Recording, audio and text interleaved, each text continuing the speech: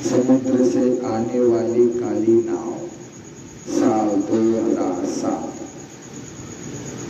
भारत की पाषाण भूमि, तट पर एक छोटा सा मछुआरा गांव था, भैरवपुर। गांव के लोग समुद्र से अपनी रोजी रोटी कमाते थे, लेकिन एक नियम था, अमावस्या की रात कोई समुद्र में नहीं जाता था। क्यों? क्योंकि उस रात समुद्र से एक काली नाव आती थी, जिसे देखने वाला इंसान कभी पहले जैसा नहीं रहता था। गांव के बुजुर्ग बताते थे कि 1962 में एक तूफान के दौरान एक नाव समुद्र में गायब हो गई थी। उस नाव पर 17 लोग सवार थे। न नाव मिली, न लोग, न उनकी लाशें। 45 साल बाद 4 दोस्त रवि, मोहित, अर्जुन और फैज इस कहानी की सच्चाई जानने निकल पड़े। अमावस्या की रात चारों समुद्र किनारे पहुंचे। आसमान में चांद नहीं था, सिर्फ काले बादल और लहरों की डरावनी आवाज। रात के ठीक 12 बजे समुद्र के बीच एक धुंध उभरने लगी। धीरे धीरे धुंध के बीच एक पुरानी नाव दिखाई दी, पूरी काली जंग लगी हुई, और उस पर कोई लालटेन नहीं जल रही थी। फिर वही साफ दिखाई दे रही थी। मोहित ने कांपती आवाज में कहा, वो वही नाव है। वो धीरे धीरे किनारे आकर रुक गई। उसका दरवाजा अपने आप खुल गया। अंदर खूब अंधेरा था। तभी एक आवाज आई, आओ। चारों के शरीर में सिहरन दौड़ गई, लेकिन जिज्ञासा डर से बड़ी थी। वे नाव में चढ़ गए। जैसे ही आखिरी दोस्त अंदर गया, नाव अपने आप समुद्र में चलने लगी, क्योंकि नाविक नहीं था, कोई इंजन नहीं था। फिर भी नाव तेजी से आगे बढ़ रही थी।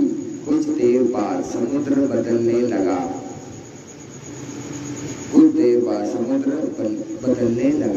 पानी काला दिखाई देने लगा। लहरों में इंसानों जैसे चेहरे दिख रहे थे, और हर चेहरा मदद मांग रहा था, हमें बचाओ, हमें बाहर निकालो। अर्जुन डरकर पीछे हट गया। तभी पानी से एक हाथ निकला और नाव के किनारे को पकड़ लिया। फिर दूसरा हाथ, फिर तीसरा। कुछ ही सेकंड में सैकड़ों हाथ नाव पर चढ़ने लगे। चारों भागकर केबिन में घुस गए। अंदर पुरानी तस्वीरें लगी थी। एक तस्वीर देखकर रवि के पैरों तले जमीन खिसक गई। तस्वीर में वही 17 लोग थे जो 1962 में गायब हुए थे। लेकिन तस्वीर के कोने में चारों ओर चेहरे दिखाई दे रहे थे, रवि, मोहित, अर्जुन और फैज।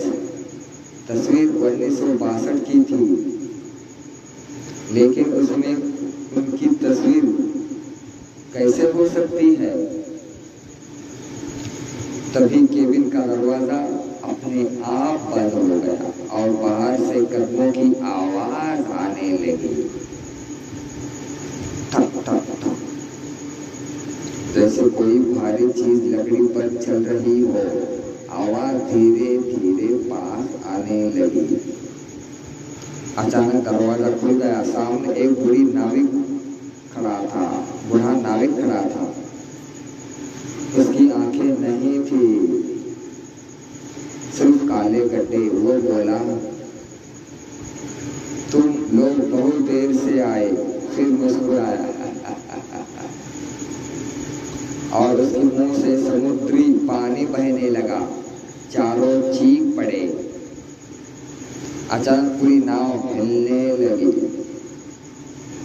समुद्र के बीच एक विशाल काली आकृति उभर रही थी, इतनी बड़ी कि उसकी ऊंचाई किसी इमारत जैसी लग रही थी। उसकी चमकती आंखें सीधी नाव की तरफ देख रही थी। तभी नाव डूबने लगी। पानी तेजी से अंदर भरने लगा। चारों जान बचाने के लिए ऊपर की तरफ भागे, लेकिन टैग पर पहुंचकर उन्होंने जो देखा उससे उनका खून जम गया। पूरे समुद्र में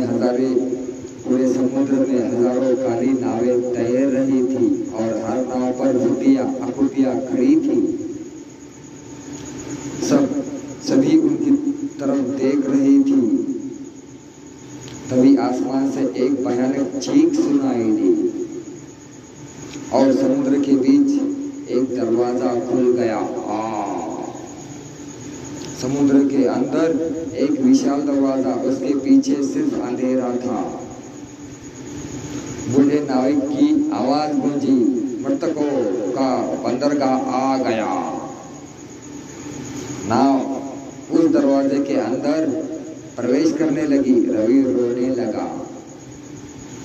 उसे समझ में आ गया था, वे इंसानों की दुनिया से बहुत दूर जा चुके थे। तभी फैज अचानक गायब हो गया। सिर्फ उसकी चीखें सुनाई दी। फिर मोहित, फिर अर्जुन। अब रवि अकेला था। उसने समुद्र में छलांग लगा दी। उसे लगा शायद तैरकर बच जाए, लेकिन नीचे पानी नहीं था। नीचे हजारों हाथ थे जो उसे पकड़ने की कोशिश कर रहे थे। रवि पूरी ताकत से संघर्ष करता रहा और तभी एक तेज रोशनी चमकी।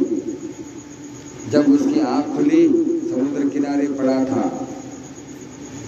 सुबह हो चुकी थी। गांव वाले उसके आसपास खड़े थे, लेकिन उसके तीनों दोस्त कहीं नहीं थे।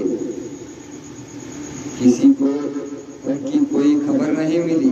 कुछ दिन बाद रवि ने अपनी रिकॉर्डिंग देखी। आखिरी वीडियो में समुद्र के बीच वही काली नाव दिखाई दे रही थी और उसके डेक पर मोहित, अर्जुन और फैज खड़े थे। उनकी आंखें पूरी तरह काली थी और वो मुस्कुरा रहे थे। स्क्रीन अचानक काली हो गई।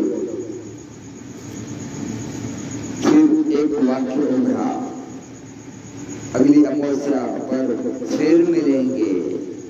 तो ही कहाणी काल्पनिक कथा आहे. कोणता गोष्टीचा कैसा बनाता फक्त मनोरंजन न पाहता, कमजोर दिल के ना लेके, कमजोर मनाचे अजिबात पाहू नका.